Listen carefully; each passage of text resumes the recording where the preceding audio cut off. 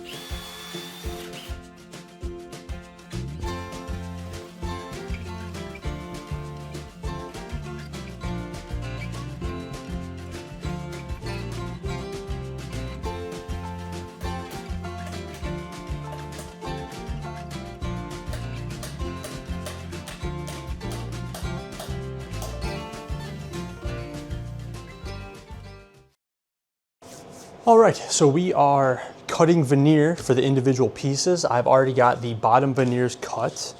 And the most important question at this stage is that in what configuration do you want your tabletop to look its best? So, since this is all a continuous sheet of veneer, you still have to cut it into individual pieces. And so do you want it to look the best without the leaves, or do you want it to look the best with the leaves in there and look at most continuous? That's actually the main reason why I chose this rift look, is because if the leaves are in or aren't in, it shouldn't look drastically different. Yeah, the grain may not be perfect, but the overall look shouldn't be drastically different when the leaves are in or out. Another reason for the rift material is that the way I have to make this, I have to overhang the veneer on all edges, veneer it down, flush trim it back. There's a very high chance that the overhang I have on this piece versus the next is going to be a little bit different, and therefore there's going to be a slight maybe offset of the grain. Once again, with the rifts on, should minimize that visual impact if I do mess that up a little bit. But I cut the bottom ones. They went pretty fine, went pretty well. I've got this little cutter from Veneer Supplies. This edge rides along the piece of material, and then it cuts like about a 2 mil offset, so you got a little extra material, veneer to play with. And then of course a little razor blade here to finish the corners out. I have been marking them pretty meticulously, so I know which way they go back on. I've got arrows and yellow piece of tape and what this veneer piece is and what points towards the center, so I join them back up in the same manner. So yeah, I think we're gonna get to cutting the top veneers, and then I think we'll be able to actually veneer something, which is pretty exciting. So let's get to it.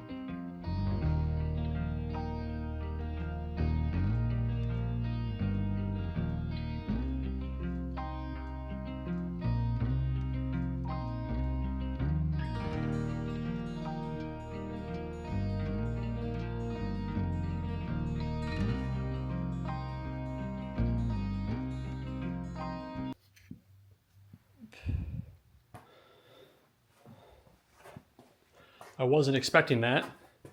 I probably should have been though. So yeah, we'll have to do something different the next time. Whoops. Hope it didn't break the board or break my platen. So we've got everything veneered. I did have some challenges with the legs. No matter what I tried, or the 2 attempts I made, I was 0 for 2 trying to get top and bottom surfaces veneered at the same time. Both times I got the top surface would be fine. The bottom surface that was on my platen would always come out wrinkled. And I think that has something to do with how tall these legs are. And I tried to put them all in the bag at once and just couldn't get good pressure on the bottom. So on both times I had to plane off the veneer that was wrinkled and reapply it. But it's fine, we got them all veneered. Everything's been trimmed back with a flush trim router, kind of sanded flush. And then I eased all the edges and corners just a little bit. I'm not ready to do the final edge treatment and sanding yet. I'm not quite there yet, but I didn't want to have a bunch of a fragile edge that I could get caught on and get ripped. So next up, we have to start working on some joinery. And the first one I'm gonna work on is the joinery that's gonna make the corner of the table where the legs kind of slide in and they'll eventually get bolted into place. But I need to cut, I got my SketchUp design here. I need to cut this 45-degree angle that's going through the leg. And since it's the leg's so tall, they're so big, it's almost 5 inches square, I can't do it on the table saw. So I made this sled that's 45 degrees, kind of cut on both sides. I wasn't quite 45 degrees, a little bit too wide, so that blue tape is holding some shims in place to make it a better 45. But anyway, I'm gonna run this in my bandsaw and I'm gonna cut off the chunk of the leg I don't need, and then I'll make the kind of the cross cut with, I guess I really thought about that. Maybe also with the bandsaw, maybe handsaw. I don't know, I might cut that one by hand. So yeah, so we're gonna get this laid out with the correct dimensions, and then we're gonna take over the bandsaw and cut it out. So here we go.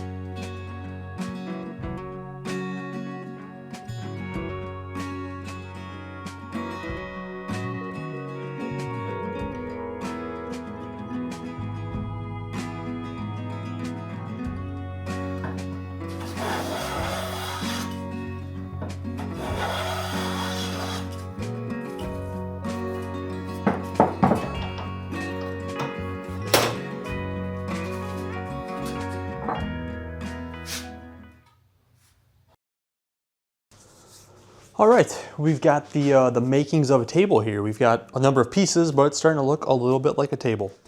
All the aprons have been cut to size. I've got mortises drilled in the bottom for dominoes, and that is to help with alignment onto the table itself. And then some pocket screw holes are drilled in here to help hold the apron to the table. There will also be some additional kind of corner braces added down the road. I'm not gonna do that right now. To help hold the aprons and keep them, if people grab the table by the apron, that'll give it some bending strength where the mortises and the pocket holes will not. The next step I'm gonna do here is I'm gonna put all these dominoes back in and get these aprons placed, and I'm gonna work on the corners. So we've got a large recess cut in the leg where this little corner bit is gonna go in that recess.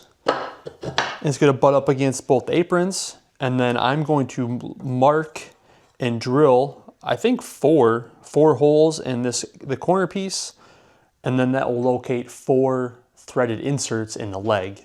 And that's really gonna be the main joint between the table apron and the legs. And then to reinforce this joint between the little corner piece and the aprons that are run down the length of the table, I've got these heavy duty metal brackets. Got these on Amazon, have 4 holes. I've got some number 12 by 3/4 inch screws over here. I'll put a washer on there as well, and that's gonna be what's gonna hold the metal brackets to the aprons, to the corner piece, and then all the 4 bolts will hold the corner piece to the leg, which should make a I think a very strong joint in the corners, because once again, I can't take this table in or out of the house really that well with the legs attached. So I'll put the legs on inside the house. So yes, here we go. We're gonna start putting all the aprons back in place and start laying out where the holes have to be drilled in the corners, and then start marking the holes for the little corner brackets. So let's get to it.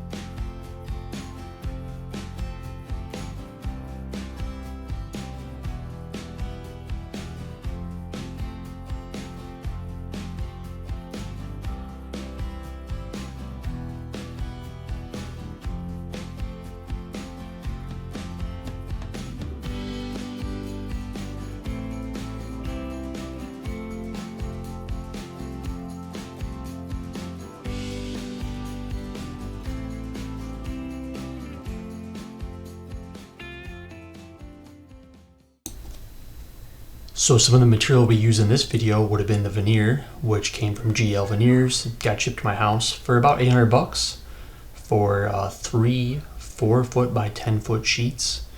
And then some miscellaneous hardware, right? Screws, dominoes, some threaded inserts I'm gonna put here in a moment. Probably, 20, 30 bucks or so for all that stuff. And then the veneer glue. It was Titebond cold pressed veneer glue. Boy, and I cannot recall how much that was. Maybe 40 bucks for the big gallon jug. In terms of labor, I am sitting at about 58.5 hours at this project at this point.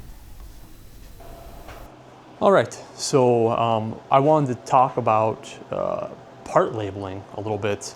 A lot of parts in this build, right? We've got how many aprons, all these corner pieces, different legs that all look similar, can kind of go in the same spot, but aren't the same maybe. So I'm keeping track of them right now, right? You see masking tape and things written on masking tape, and that's fine for the moment. But once I start the finishing process and sanding, all that stuff has to come off. And so what I've been doing for a number of years is using these they're like little punches that have numbers on the bottom of them. This one is a 3, for instance. And so like this part here has a 5 stamped in it, a 5 stamped there. That tells me this surface is gonna go down to the table. And this is the corner it belongs to, is the corner that's punch number 5, which is, oh man, this is number 8. I don't know, it's one of these corners anyway.